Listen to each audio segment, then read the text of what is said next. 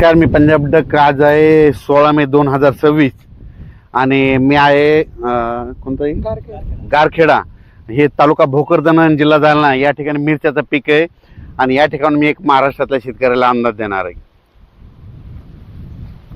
तर राज्यातल्या सर्व शेतकऱ्याला सांगू इच्छितो, विशेष म्हणजे जालना जिल्ह्यात आहे. जालना जिल्ह्यात भोकरदन तालुक्यामध्ये गारखेडा या भोकरदन परिसरामध्ये या शेतकऱ्याला सांगू इच्छितो की तुम्ही शेतीचे कामे करून घ्या, कारण की राज्यात उद्या 17 तारखेला अंदमान बेटाव मान्सून दस्तक देणार आहे. अंदमान बेटावचं मान्सून 17 तारखेला दस्तक दिली तर 10 दिवसमध्ये केरळला यायला लागतात. म्हणजे केरळला कधी येईल? 26-27 मेच्या दरम्यान केरळला मान्सून येणार. मग तिथून काय होतं, 5 ते 6 दिवसामध्ये महाराष्ट्रात येणार आहे. म्हणून शेतकऱ्यांनी शेतीचे कामे सर्वप्रथम करून घ्यावी.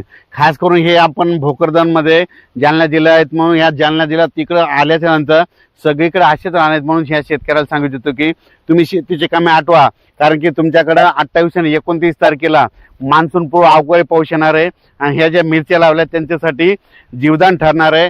आणि तुम्हाला सांगतो, हे जे वारं चालू आहे ना राज्यामध्ये, आता ही जे वारं असं इतकं जोरात सुरू आहे, 22 तारखेपर्यंत असंच वारंवर राहणार आहे चालू.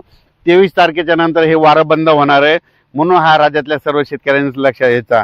राज्यातल्या सर्व शेतकऱ्याला सांगू इच्छितो की तुम्ही काय करा, शेतीचे कामे करून घ्या.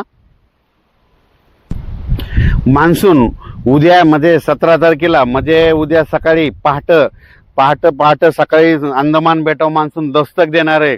मग अंदमान बेटाव मान्सून दस्तक दिल्याच्या नंतर कंप्लीट 10 दिवसाला तो केरळला येतो. मग केरळला आल्याच्या नंतर 5 ते 7 दिवसामध्ये त्याला महाराष्ट्रामध्ये यायला लागतं.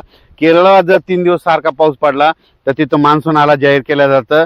म्हणून तुम्हाला एक सांगू इच्छितो की शेतकऱ्याला सांगू इच्छितो की तुम्ही काय करा, शेतीचे कामे अगोदर आटपून घ्या, कारण की राज्यात उद्याच्याला म्हणजे 17 मेला मान्सून अंदमान बेटात दस्तक देणार आहे. आणि 2026ला यावर्षी सुरुवातीला थोडाफार पाऊस कमी राहील, जेमतेम राहील, पण यावर्षी पिकाला खूप चांगला पाऊस राहणार आहे. या ज्या वर्षी सुरुवातीला पाऊस कमी पडतो ना, त्या वर्षी मात्र परतीचा पाऊस खूप पडतो. म्हणून ही सर्वप्रथम शेतकऱ्यांनी अंदाज लक्षात घ्यायचा. बऱ्याच शेतकऱ्याचे फोन आलेत की आता हे वारं चालू आहे, हे वारं कधी बंद होणार आहे? तर सांगायचं झालं तर परत एकदा सांगतो की हे वारं जवळपास 22 तारखेपर्यंत असं चालू राहणार आहे. 23च्या नंतर हे वारं बंद होणार आहे. म्हणून हा अंदाज शेतकऱ्यांनी लक्षात घ्यायचा. 23च्या नंतर देखील तुम्हाला सांगू इच्छितो, राज्यामध्ये म्हणजे ह्या मेच्या शेवटच्या आठवड्यात मान्सून पूर्व अवकाळी पाऊस बरसणार आहे.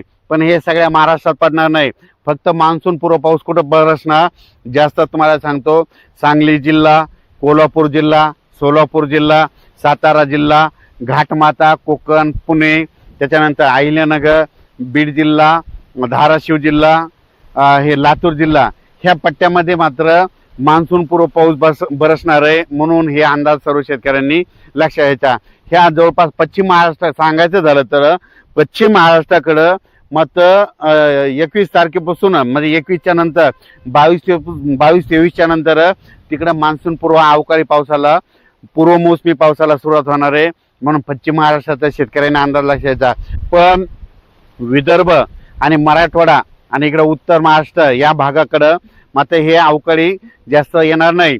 मग या इकडं विदर्भ मराठवाड्यात कधी येणार तर तुम्हाला सांगू इच्छितो, 27, 28, 29च्या दरम्यान म्हणजे मेच्या शेवटच्या आठवड्याच्या टायमाला मग मान्सून पूर्व पाऊस येईल. म्हणून हे अंदाज सर्व शेतकऱ्यांनी लक्षात घ्यायचा. तुम्हाला सांगू इच्छितो, सध्या देखील आज देखील म्हणजे सातारा जिल्ह्याकडे देखील, सांगलीकडं, त्याच्यानंतर कोल्हापूरकडं, त्याच्यानंतर कोकणपट्टी, पुणे ह्या परिसरात देखील आज पाऊस पडणार आहे. म्हणून हा अंदाज देखील त्या पट्ट्यातल्या शेतकऱ्यांनी लक्षात घ्यायचा. पण सध्या तरी मान्सून पूर्व पाऊस तुम्हाला एक सांगू इच्छितो, पश्चिम महाराष्ट्राकडे त्याचं स्वरूप जास्त राहणार आहे.